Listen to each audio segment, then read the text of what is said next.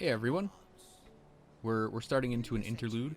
Kasparov has a quest for us to go get some design notes for stuff, but I wanted to do some dismantling. Because dismantling, yeah, Blood of Cthon will take that. So if you dismantle stuff, I recommend dismantling your blues, because you will actually get a ton of stuff out of this.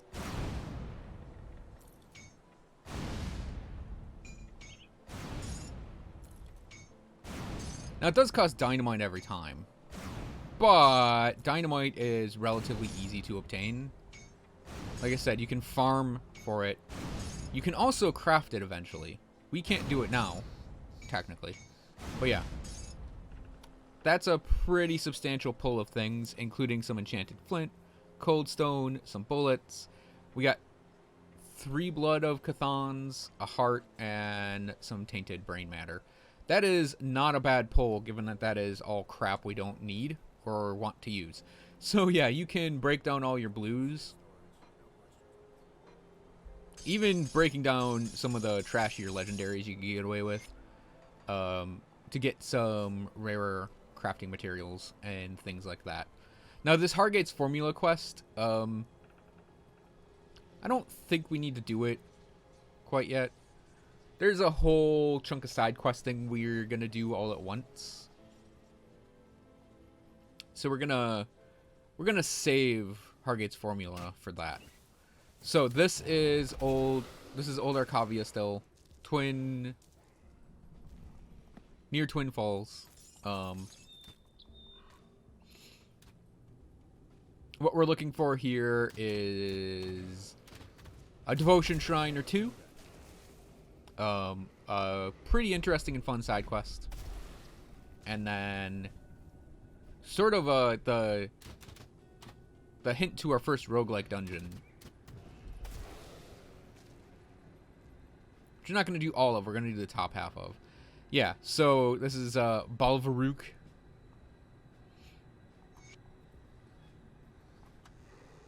He's been tasked with going to do a thing and he lacks the ability to do it. I'm assuming it's because he just stands there. He's rooted in place by a magic spell. Not that he's lazy or a failure of an Order of Best Vigil Acolyte. He's actually physically unable to do it. Not that he's a coward and doesn't deserve to be in the Order, but because he is being denied his ability to do this. Totally that. Totally not a disgrace.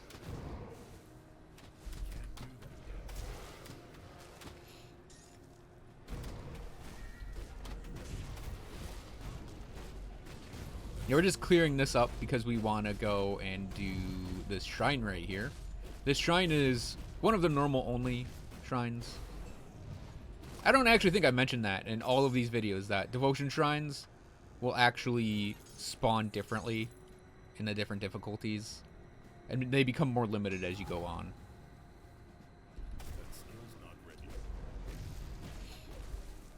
Yeah, so this one is a fighting one. You basically are just fighting some undead.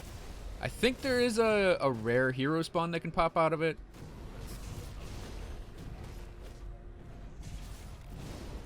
We're obviously not pulling it. Nope.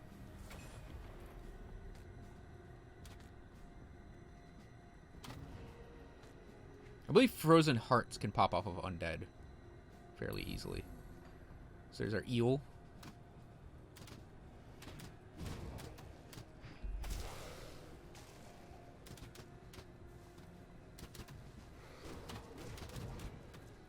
And again, I'm mostly looking for giant crowds of enemies to kill all at once, because we're still searching for those big, quick experience drops off of these things. Now there are undead that can heal other undead in here. They're the priests. They'll have the yellow glow to them. I think it's like a health aura.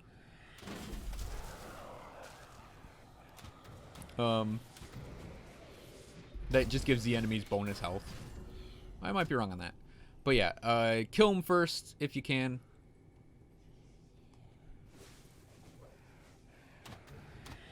There are enemies that are immune to being frozen. they'll have a big ol'... They're one of those, like, knight-looking guys. These guys, Skeletal Deathbolt Archers, you want to avoid that Deathbolt. I'd actually prioritize killing them over Priests, especially early on. Point, and point.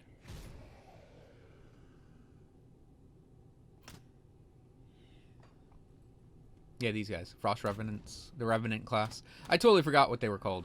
Yeah, so you also want to look for these, the Ancient Lecterns, because you'll get a quest off of it. I believe one Lectern can actually spawn on the surface. I just wasn't looking for it. But yeah, you'll see other Lecterns pop up on your map. You need 3 of them. They're all on this level of the Arkovian Undercity as well. None of them spawn in the 2nd level. Makes it easy. So here's the first target for the quest that Necromancer gave us. If you can call him that. So, yeah, Nomos Dread. He's mostly lightning based. Does melee physical attacks.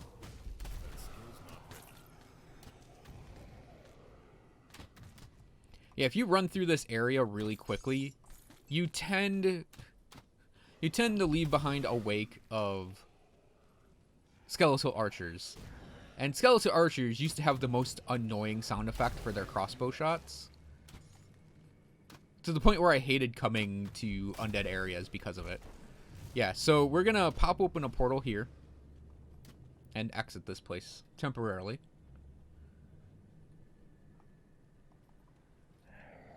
This is Manova. She'll give you a side quest. We'll get back to that. Let's kill a harpy out in the Broken Hills area here. So we're gonna hit this waypoint up and teleport back into the Undercity. And continue on looking for Lecterns as we make our way in a giant circle around this place.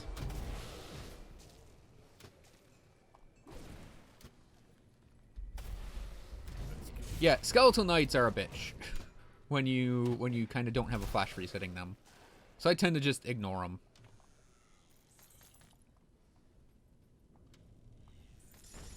Yeah, we're kind of at a place where we can do that. We just freeze and run away because it's not worth staying to kill anything.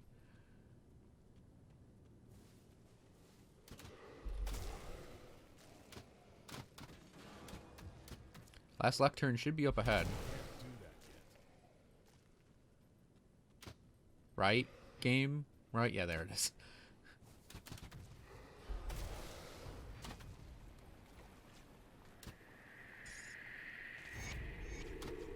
Now you'll get a blueprint off of this. So it's worth it very early on to do that quest every single time.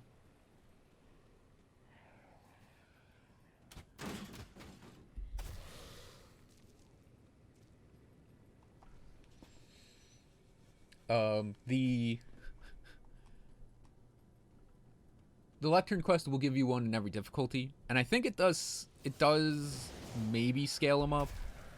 But yeah, if you need some early blueprintage, that's a way you can get it.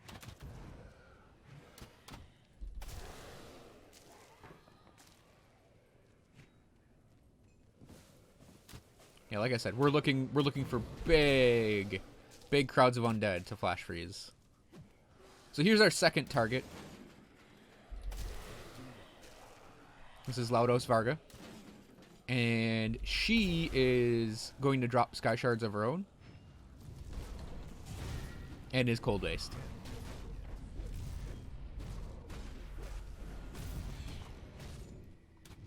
I would say just make sure they don't explode on you. They don't actually deal damage on their fall. They deal damage on the explosion after they land. It's a little wonky to get used to, honestly. Wait, did that spawn over here? It did. Nice.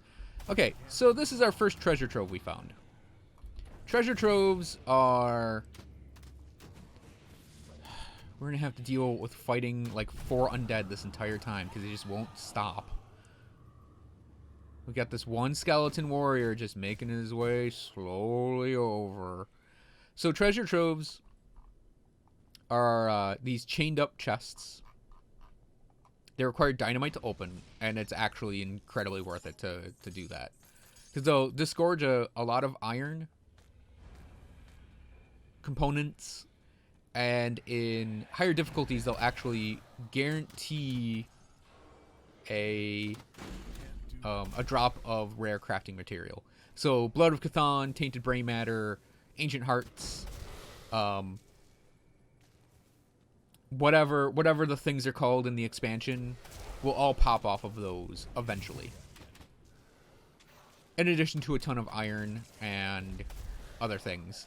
They do have chances to drop rarer gear, but for the most part you're opening those up for the components that they drop, the materials they drop. Because those crafting materials are really important in the long run for making gear. This little hidden chest. Now for crafting gear, I recommend some of it early on. Like I recommend a medal, because medals have bonus experience, so you can level your character up faster.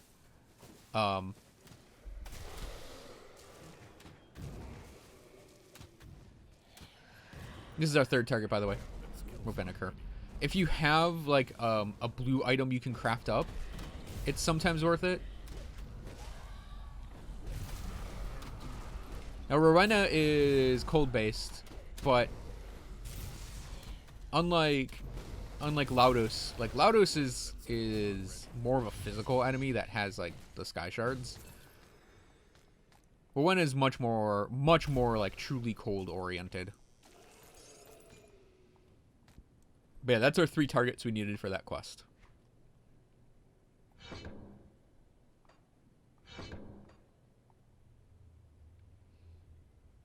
Oh, nah, we'll make sure we get that to cap, because that's our most important ability, honestly.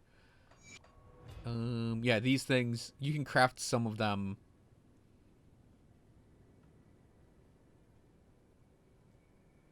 And they're actually really good.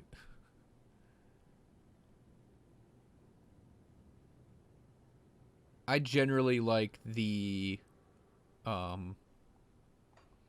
think they're called like Rangers medals, because they'll also have another like triggered ability called Survival Instincts, which if you get hit, you basically move faster. I don't feel that I need one though. So that treasure trove we got can spawn in, I think, 3 or 4 places on this level. It can spawn where it was. It can spawn in this little side area here. And it can spawn... No, it's 4 places. Because it can spawn over on this side of this area. Right here. I may have collected the treasure trove on this stage a lot. So it can spawn next to Laudos, right there, in that like hidden side area that's not on the map.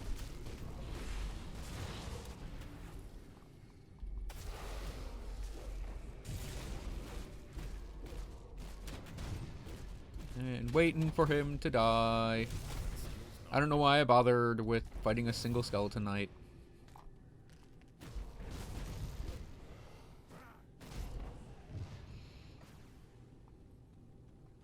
Might as well, since I'm wasting time. And go through the store. It's Portcullis, and we'll find Killrian. And then it can also spawn... right here against this wall. So this is Killrian. He's known for having a Shattered Soul. He kind of has like a... Okay, so this is the first thing you want to avoid. Don't stand in the circle. It's a lot of vitality damage you can end up taking. He has that Nova effect with the vitality orbs. He does have an aura, and then he'll also throw like this little white knife. Yeah, that slows and hurts pretty bad.